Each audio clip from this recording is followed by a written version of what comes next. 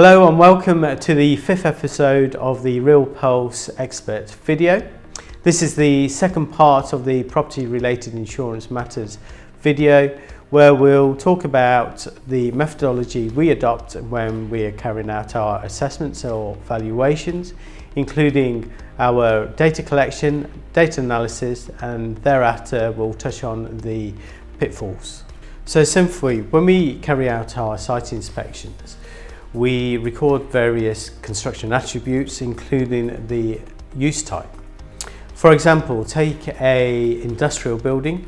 The number of use types or components are limited to the actual steel framed part of the building, whether it has integral or attached offices, the external hard standing, boundary conditions, and perhaps a LV room. Whereas a residential tower has many uses or use types, even though the structure remains the same from ground floor to the upper floors, the permanent fixtures and fittings and equipment will vary. So you may have a basement or basements accommodating car parking, then retail on the ground floor, podium floors accommodating further car parking or perhaps a health club, and then the apartments on the upper floors with penthouses or duplex apartments on the top floors. There will be the service areas of the plant rooms, and we do have a look and inspect the major assets, including chillers. In some apartments there won't be any chillers because it will be cooled by district cooling. We also take a note of the external attributes, including surface car parking, boundary conditions, walkways, common terraces, swimming pools and balconies. With the information we've collected from site, we then analyse the data. The data can be broken down into components or building use types, where we apply a cost rate. The cost rates are taken from published schedules of rates, bill of quantities, or from our own database.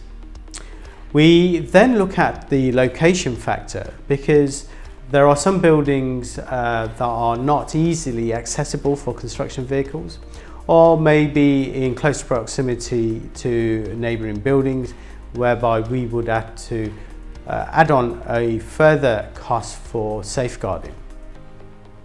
We would then add on a demolition cost, professional fees for design and execution of the construction, statutory approval fees, and then the energy connection fees.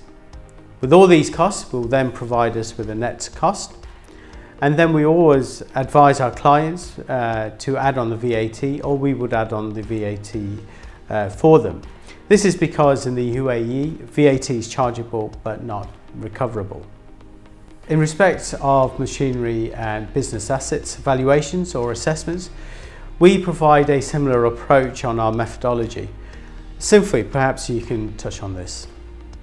There are two scenarios that are involved when doing the asset inspection. One is when the client has an asset register or asset schedule, and the other one is when they don't. When going out for inspection, we conduct our inspection, do the inventory of the asset, verify all the assets if they are there or the ones that they are not there, taking note of all the critical information, which is make, model, serial number, as I've mentioned before.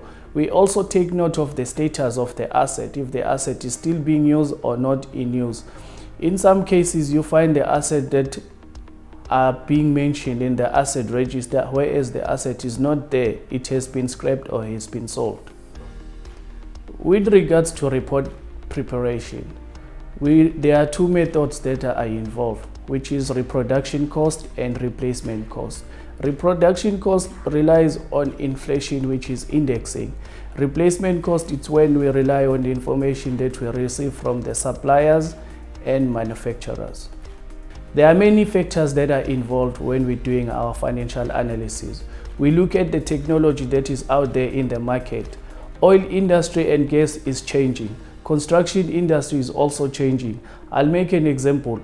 Ready-mix trucks, they are now transforming to be electric. When you get a qualified plant and machinery valuer, you'll get a report that covers everything that is there in the market. By engaging with qualified plant and machinery valuers, you avoid a risk of having your asset being over-insured or under-insured. And you'll also get a report that will help you avoid distorted insurance premium and asset values. Thank you, Simphiwe. To summarise, it is extremely important to appoint professionals to advise you on the insurance cover for buildings, machinery and business assets. To be undervalued will result in claims being reduced or altogether repudiated, and to be overvalued will result in increased premiums. Thank you for watching and stay tuned for our next episode.